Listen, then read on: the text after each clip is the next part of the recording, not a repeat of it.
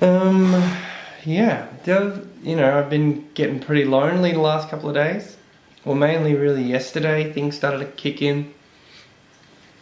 I was doing some, sort of reflecting on relationships, just in life, what relationships are and whatever, and just thinking about my relationship with Lauren and how it's a beautiful relationship and how I want to continue to expand that relationship, to just go deeper, keep going deeper and deeper and deeper into the love and into the love for each other, but also into the support of each other and the cheering on of each other, and giving more to Lauren, giving her more love.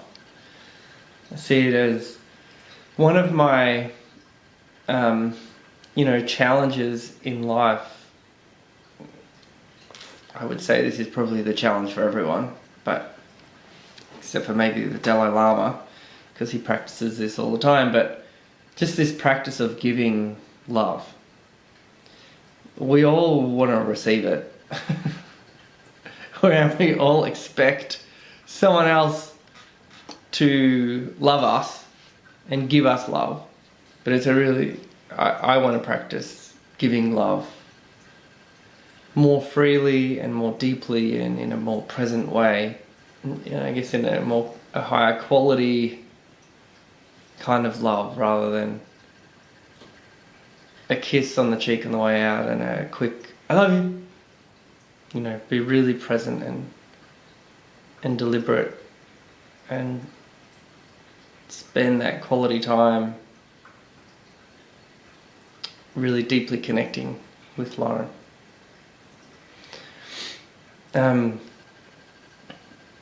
I just can't see how that plan will fail long term. It's our deepest need as human beings, is to be loved. It is our deepest need. When we feel like someone doesn't love us or is going to leave us or doesn't love us anymore or whatever, we emotionally panic. The pain of that is so extraordinary. It's an emotional and physical pain. Because we think we're going to die. It's evolutionarily speaking, we know that if we don't have love from either our parents or our intimate partner, that it's likely that we're going to die. The need for love, of touch and reassurance, I would say, is our deepest need. There are babies where if you don't touch them, they die, they perish. If they don't have tactile touch, even if they're fed well and everything, they pass away, because something about the human brain or the human body knows that if we're not loved, life cannot flourish, that you're not going to survive anyway, and the body shuts down and dies. So I want to focus in on that, being more deliberate with that, not as fleeting in my expressions of love with Lauren, but really with everyone. Everyone I meet. I want them to feel that I'm present with them and that they're cared for and that they're loved. I think it'd be amazing if everybody did that. Just a little bit more, Imagine just doing that once or twice or 3 times a day, actually stopping for really 5 seconds takes 5 seconds to really stop and drop in with someone. Become totally present. Say, I love you. I love you. I really love you. And it's almost so simple because we don't do it. It's so simple because our expressions of love are often fleeting. But, hey, I love you. I love you. I love you. I love you. So if you actually stop for longer than, oh, I love you. If you stop for 1 second, hey, I love you. That has about 50 times more impact. So, now it's turned into me preaching about how you need to stop and tell people you love them, but this is really, the task I'm giving to myself. The other task is about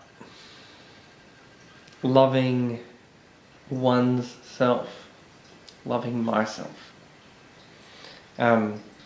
This is an almost embarrassing topic to talk about because in our culture, if you love yourself, it's kind of a really arrogant thing. It's like, man, that guy loves himself. Why is that bad? Why is that bad if someone actually has caring for themselves, respect for themselves, pride for themselves, acknowledgement for themselves, forgiveness for themselves, acceptance of who they are? And they're shining that brightly in the world. So in Australia, there's the beautiful tall poppy syndrome, where if anyone's, a little bit too big for their boots, we cut them down. And it's a sad part of the Australian culture that I would love to see change. Because also in relationships, if we're really needy, it's because we're thinking the other person doesn't love us. And the reason we're thinking they don't love us might be through actions that they're taking, but also because there's a part of us that doesn't believe that they can love us or that we're worthy of love. That subconsciously there's a belief where we're thinking, I know they're telling me they love me, but surely they can't actually mean it. They can't really mean it that they love me, because I'm flawed in all these ways. And the simple antidote to that is self-love, self-acceptance. When you can totally deeply tap into self-love and self-acceptance and give that to yourself, you don't need constant reassurance. You still need love and connection with someone. But it also makes it easier for them to love you. It's the weird irony of it. Someone who's really needy and wants love all the time and reassurance and acceptance and all of that from someone else often drives that person away by being demanding or being jealous or being neurotic or constantly checking in or needing someone to check in with them.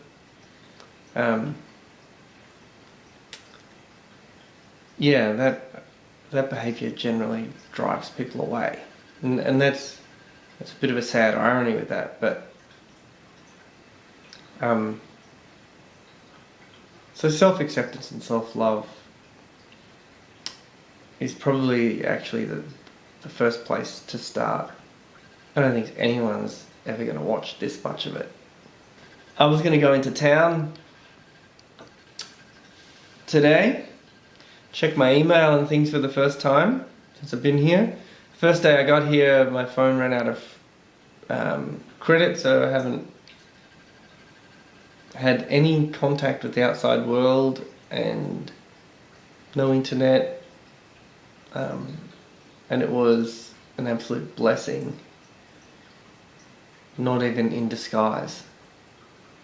It was a blessing in disguise for about an hour. I was like, oh, how am I going to do this? I'm going to email people, and I was going to upload stuff to whatever, so people could follow my journey. And then a part of me actually felt this enormous relief that that I couldn't do that, and that I didn't have to do that, and that I could actually just totally tap into being here and being present and do my journaling and do little video blogs like this along the way, but I don't have to worry about uploading this and whatever right now.